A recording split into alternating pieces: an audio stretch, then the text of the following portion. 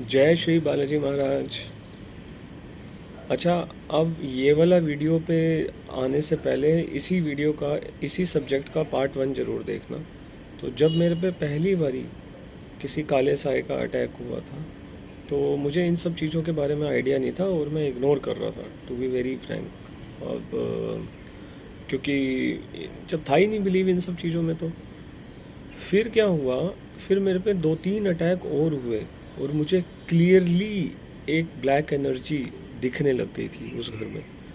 लेकिन मैं तब एक जैपनीज बुद्धिस्ट चांट किया करता था। सिर्फ मैं किसी तरह की मूर्ति पूजा में नहीं था, कोई धूप अगरबत्ती घर पे नहीं होती थी। सिर्फ 7-8 सालों से वो चांट किया करता था। और अब मेरा वो मानना है, शायद उसी चांटिंग की वजह से ही वो जो सिद्धि थी मेरे अंदर, वो बनती गई बनती गई बनती गई। ये अब मुझे पता लगा है जाके कि मेरे को किसने सेव किया था उस समय। तो बाकी जो दो तीन अटैक हुए मेरे पे, अब मैं ज़्यादा डिटेल में नहीं जाऊँगा। तो वो भी सेम था कि वो मेरे पास नहीं आ पाई, मेरे ओरा के अंदर घुस ही नहीं पाई वो। क्यों? Because of that Japanese chanting. अब इसका मतलब आप समझ जाओ। इससे पता है क्या आता है रिले अब इस ये जो है ना सब्जेक्ट, इतना ज़बरदस्त हो गया है ना।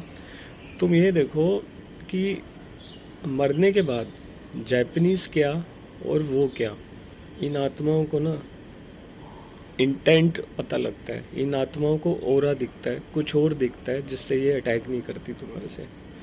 ज़रूरी नहीं है कि तुम हनुमान चालीसा पढ़ रहे हो या फिर कुछ और पढ़ रहे हो या फिर हिंदुइज्म कर रहे हो या कुछ भी हो, ऐसा कुछ नहीं है। सोचो, जापानीज़ चांटिंग ने मेरे को प्रोटेक्ट किया इंडिया में, यहाँ पे, है ना। तो सब एक है मरने के बाद, सारे धर्म एक हैं।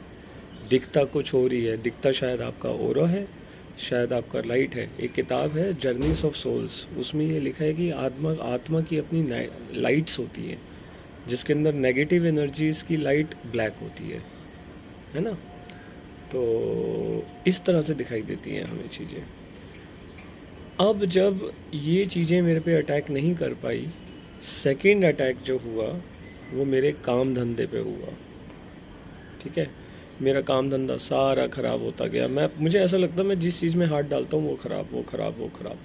अब लास्ट में ये हुआ कि मेरा माइंड इतना डिप्रेस हो गया कि मैंने बुद्धिस्ट चांटिंग छोड़ दी। अब बाकी नेक्स्ट पार्ट में।